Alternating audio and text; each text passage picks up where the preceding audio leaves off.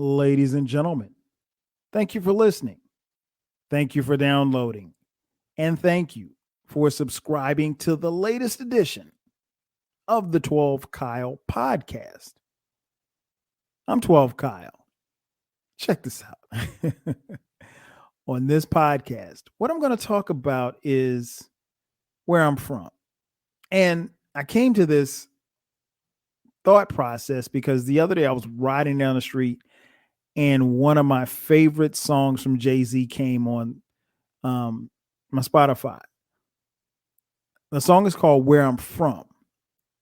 And in the song, Jay-Z basically talks about where he's from in Brooklyn. And the song goes a little something like this. And I'll just give you just a little bit of it. I'm from where brothers pull your card and argue all day about who's the best MC, Biggie, Jay-Z, and Nas. Where the drug czars evolve and thugs are at odds, at each other's throats for the love of foreign cars. Where catch cases hoping to judge R&Rs, but most times find themselves locked up behind bars. Is that all? I'm from where they ball and breed rhyme stars. I'm from Marcy, son. Just thought I'd remind y'all. And he goes on to rap about Brooklyn, more specifically Marcy projects in Brooklyn. And it got me to thinking about where I'm from. As many of you know, or maybe you don't know, I live in Atlanta. I've lived in Atlanta, Georgia. Wow. It's this year, at the time of this recording, it'll be 23 years, I think. So I've been here a while. I've actually lived here longer than I've lived anywhere else in my life, right? So it's home. This is where I planted my roots. I don't plan on going anywhere. But when people ask me where I'm from, I don't say I'm from Atlanta because I'm not. I'm from Florence, South Carolina. And I'll explain. That's where I'm from. Like I've always said, when people would ask me where I'm from, that's where I'm from. Ironically, I didn't live there as long as I've lived here in Atlanta. I'll let you know a little secret. I wasn't even born in Florence. I was born in New Jersey. But Florence is where I'm from. Florence is not a big town. Geographically, it's the best way that I can describe it geographically where it is on the map. It's the midway point between New York City and Miami. I think the census said the population between the county and the county seat is like 130 something thousand. I'll say probably Florence probably roughly has a population probably about 95,000 people. And that's just in the city, in the county, I guess. Well, not the county, but the city. And it was less than that when I was there. Racially, it's probably split about 50-50. 50% white, probably 50% black. But growing up, it was a great place to live. It was a place where I could be a kid. It wasn't a place that was dangerous. For the most part, from what I could see, black folks and white folks got along pretty decent, you know. It was also a place where it was commonplace for you to see, you know, successful black men in the community, and you know they were pretty active in the community. My family was the typical lower middle class black family. I mean, we had no money, but you know, we had everything. I can't say we didn't have. Well, no, we didn't have money. Relatively speaking, no, we didn't have money. But you know, I just growing up in Florence, I really thought that everybody kind of lived like me and had the experiences that I had, and you know, came from 2-parent households, and you know what, and got toys and stuff for Christmas. But it wasn't until I got older that I realized like everybody didn't live like how we lived in Florence. I was pretty naive, I guess, and you can only go by what you see. So what I saw is people who, moms and dads who got up and went to work, and they earned their pay, and they lived and tried to raise their kids the best way they could and let them play sports and all this other stuff, which is the stuff that I did. Um, as I grew older, I learned more about, black kids like me, um, who didn't necessarily grow up the same way that I did. And to be honest, some of them weren't that far away from me geographically. Um, a lot of people, grew up a little bit in harder times, if you will. But we really didn't see that in Florence. At least I didn't see it. Florence was a place where, like I said, you could just be a kid, and we didn't have to worry about a lot of stuff. Like, I lived through the crack epidemic really without seeing crack. There were no crack vials in my neighborhood. I mean, it wasn't. And I mean, like, we lived, and I talked about this on previous podcasts, like, we lived in the projects, or what you would call the projects, until I was in the 4th grade. And then we bought a house.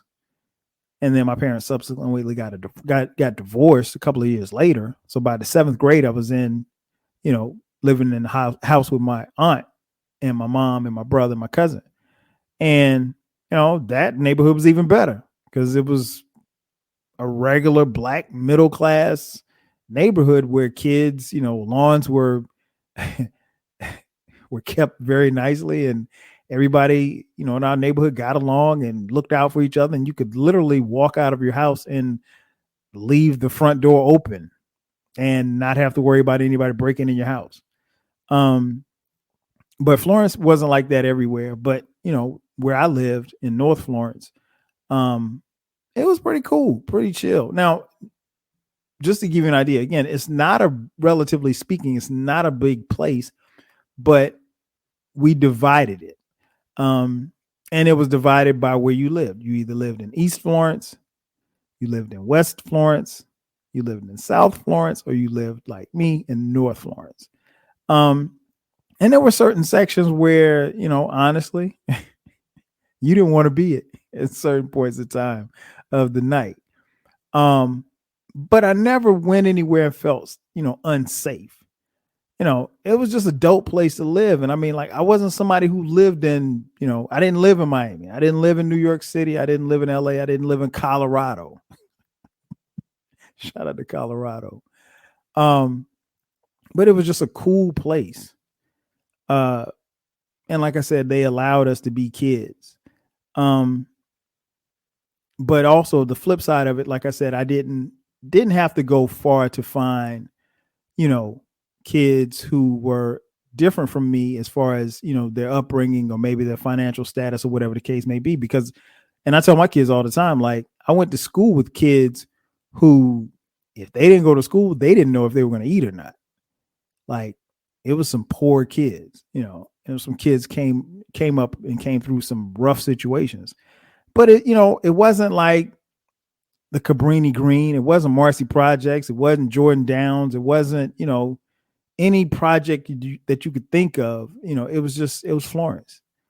And again, it was a relatively cool place. Florence looked a lot different when I was younger than it does to me now. It's home. We have a house there.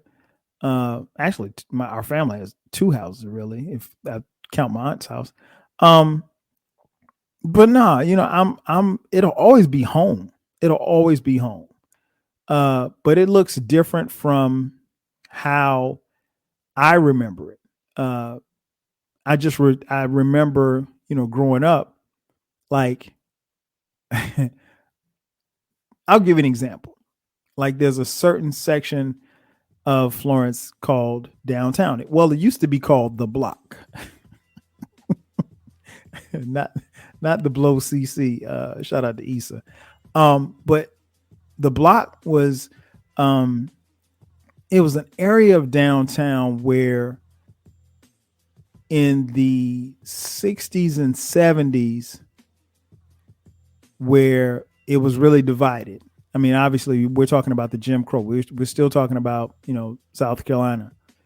But I distinctly remember my mom taking us and driving us downtown. And we drove past this area where there was a movie theater. And I distinctly remember her telling us that she was telling me and my younger brother, Damon, that, you know, during integration, they finally, her words were, finally let them, go to the movie theater. But the black people had to sit in the balcony and the white people had to sit in the bottom.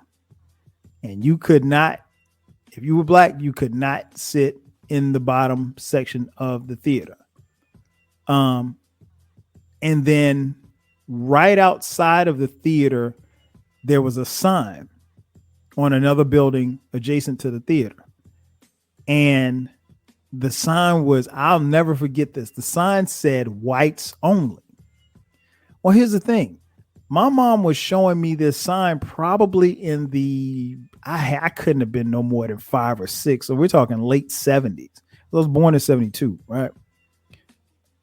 And so let's say I'm 5 or 6.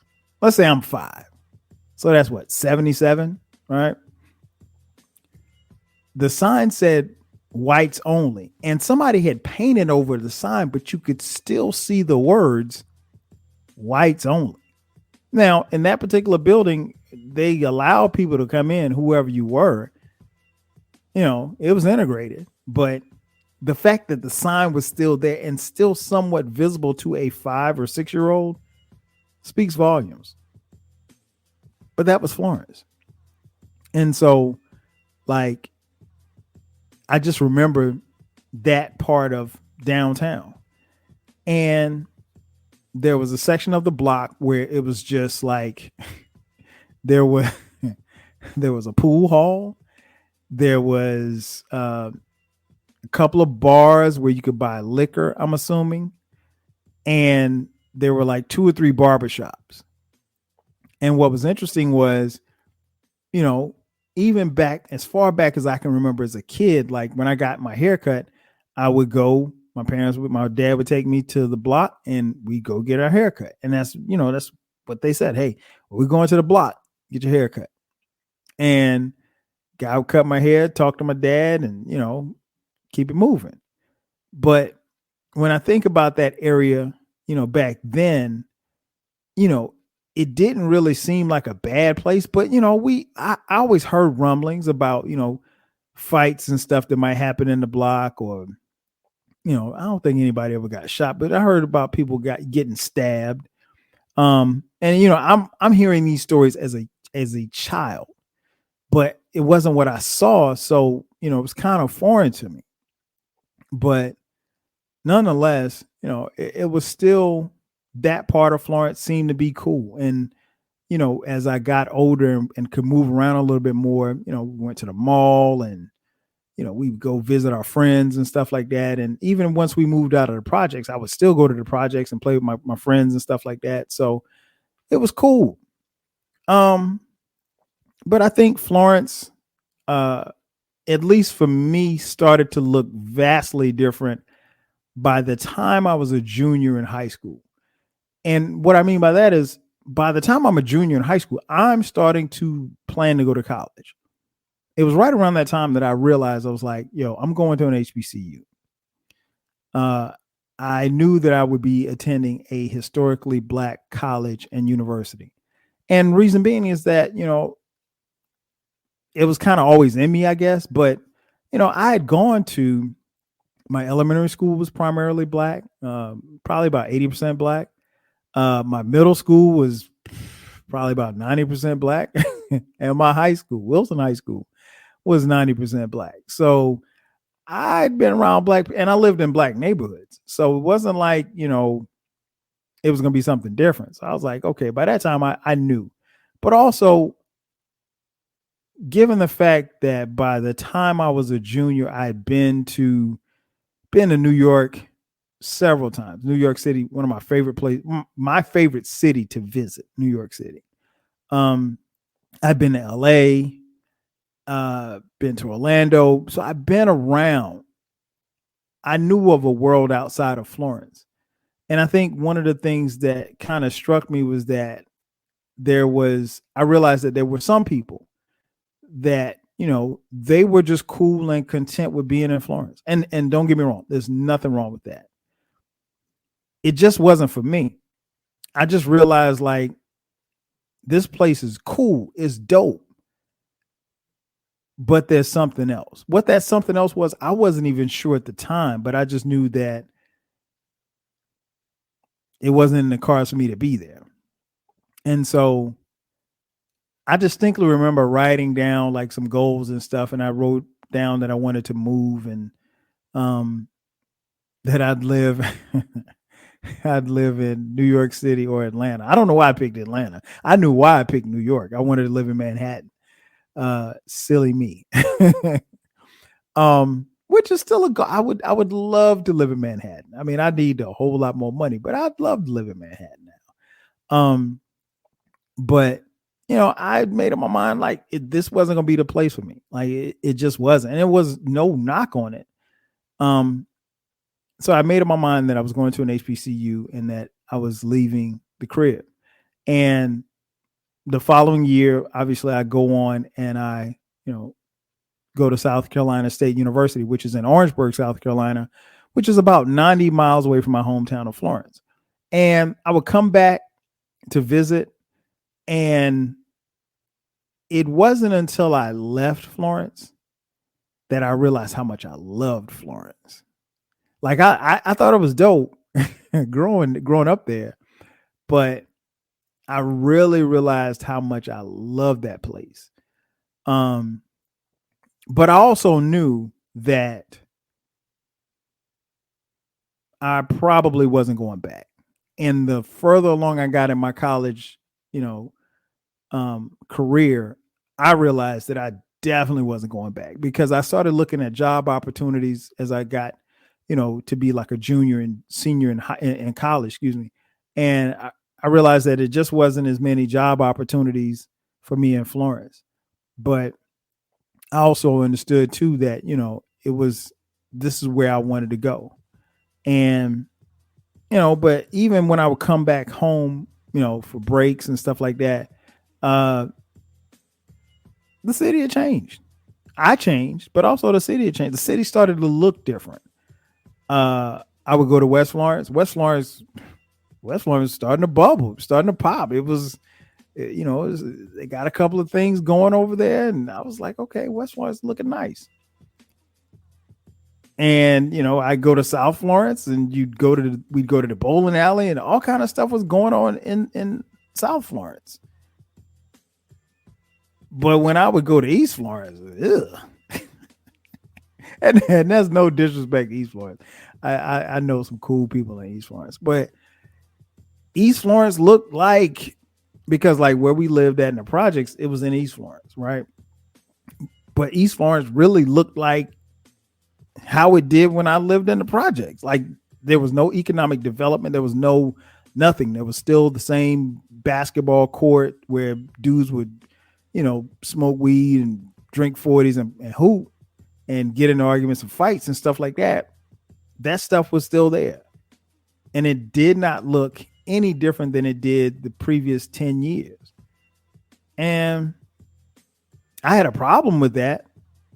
But what could I do? I was a college student at the time. What was I going to do? Was I going to come back and, tell people about my dream to revamp Florence? No, that wasn't going to happen. And then when you get to my side, North Florence didn't look much better either. It had its sections, but for the most part, Oakland Avenue still looked like Oakland Avenue when I was in high school. And it was disappointing, to be honest. But I also think that there was some things that I could have done had I gone back, but I didn't. And it was kind of like you're in a space where you see that something can be done or some changes can be made, but you're not even there. So are you really wanting to say, hey, you should fix this, or hey, you should change it, or hey, you should move this plane You should move this plane off Irby Street. Yeah, there was a plane, like a I don't even know how big that plane was. Like, it was in a junkyard, I think, and that plane was there at least since I was in like middle school, and it was there long past after the time I graduated from college. And then one year I came home and it was gone. But nah, North Florence, it there was some changes, but houses were being built in the other parts of Florence, and restaurants and all of this other stuff. And North Florence and East Florence, which are the blackest parts of Florence, look the same. And it was unfortunate. Well, I take that back. East Florence didn't look as bad in some sections because the hospital system grew. But as the hospital system grew and it expanded, they built more buildings and pushed people out. So, they got some development, but it was more business wise. It wasn't necessarily for home ownership and development of the Black community.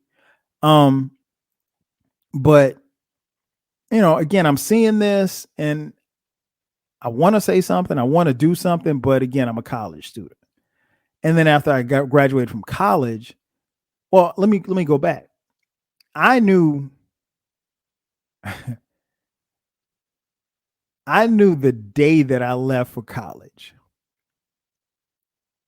that I would never live in Florence again. At least not like that. I knew I'd be back to visit because it's home. I knew that, my family's there. My mom was still there. My dad's still there. My brother was, in high school at the time. But I knew the day that they dropped me off at college, I wasn't going to ever live in Florence again. And to be honest, I didn't. So when I think about whatever changes I could have made, it would have had to have been from a distance. And, sometimes, how it is, particularly with Black folk, it's kind of hard to tell people what to do when you ain't, well, you can be from there, but you ain't there. And that didn't fall short on me at all. I was very cognizant of that because I didn't want anybody to resent anything that I had to say or offer. But to be honest, whatever I had to say and offer as far as development or anything like that, I kept it myself. And I'm not knocking myself for it. It's just that's where I wasn't there yet. So anyway, push forward, and I graduated from South Carolina State University. Well, after I graduate, I sit in Orangeburg for another 6 months, right? And I'm looking at places to move to because at this point, I've spent, 5.5 years in Orangeburg. And it's time for me to move on. And where do you want to go? Well, there's DC. Well, there's New York City. Well, there's LA. Well, there's Atlanta. There's Greenville. There's Columbia, South Carolina. Florence really wasn't in the picture. And if I'm being honest with myself, it was never on the table. But it's home and I love it. And I still love it, but I wasn't moving back. So I moved to Atlanta. And that's where I've lived and, made roots, got married, had kids, house, whole nine. But Florence is home. And it's always been home. And as we fast forward the years, it's always been some place where I've gone back to and I've seen the place grow and develop. And then about, I don't know, 5-6 years ago, maybe not that long, a couple of years ago, I went back home for a weekend. And one of my homeboys had told me, he's like, man, you got to come back to the crib. When you come back to the crib, you got to go downtown because that's where everything's popping at. And I'm like, huh? Downtown is popping? And it's like, yeah, it's downtown is popping. So that's all I heard was that downtown was popping, right? So came home one weekend, went to see mom, went to see my dad, and I go downtown to Florence, and I'm driving through the little downtown area, and what do you know? This place, the area where the block was and where, the old movie theater with the sign on the building, all of that stuff, everything had changed. Everything. When I say gentrification was on 1,000, it was. I mean, it looked like someplace totally different from where I grew up at. There were restaurants, there were bars, there were a couple of nightclubs. They would have block parties. And it was kind of like, it was a little bit of something for everything. If you were black and you want to hang out with black people, there were spots for that. If you were white and you want to hang out with white people, there were spots for that. There were places where everybody kind of mingled at. It was a melting pot. Florence had grew and blossomed into, at least the downtown area had blossomed into something that I'd never seen before. And I was happy to see it. I was genuinely happy to see it. But then as I drove back to Atlanta after that weekend, I got to thinking like, damn, I wonder what would have happened if I had said something and me and my homeboys had, pooled our monies together and got involved in some of that economic development. And not necessarily for the money, but just, to keep something that was close to us, keep it looking and feeling like we think it should be. And I mean, from everything from hotels to, like I said, all kind of businesses, like everything is downtown that you would want in Florence. And again, no shade. I am so happy that it's there. But I feel a little way about, not being involved in it, not necessarily personally, but I wonder, how it could have been if people from my generation who lived there,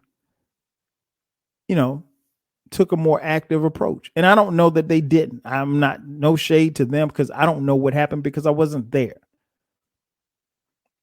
But I'm happy and I'm proud of my hometown. And it'll always be home. It'll always be home.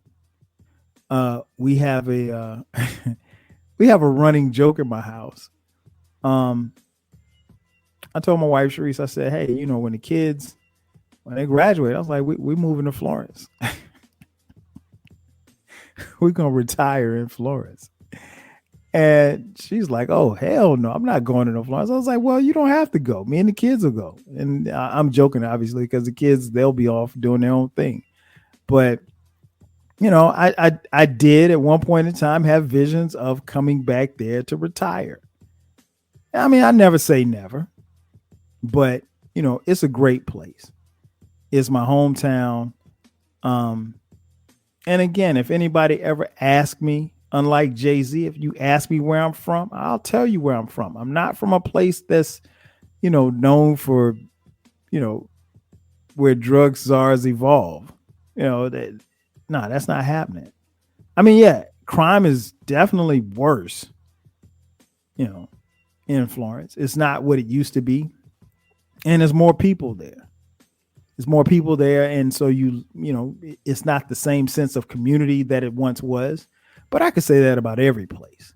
But if you go in North Florence, it's there. It's there. If you go in East Florence, it's there. It's really there. The last time I was home, I was actually happy to see some development in East Florence and North Florence. Maybe not as much as it is in other parts of the city, but it's getting there. But what I wanted to do on this podcast was, like I said, just tell you a little bit about where I'm from. It's a really, really cool place. And if you were ever concerned about what kind of helped make me who I am, it's definitely Florence. Any and everything that I've learned, I learned there. It definitely helped me become the young man that I've become. Without Florence, I would not be where I am. And, it's like the old saying, it ain't where you're from, it's where you're at. But to me, I'm from Florence. I'm at Florence. Florence is in me. And that's all that matters. Ladies and gentlemen, thank you for checking out this episode of the 12 Kyle podcast. I'm your boy, 12 Kyle. I'll catch you guys next time. 5 G's.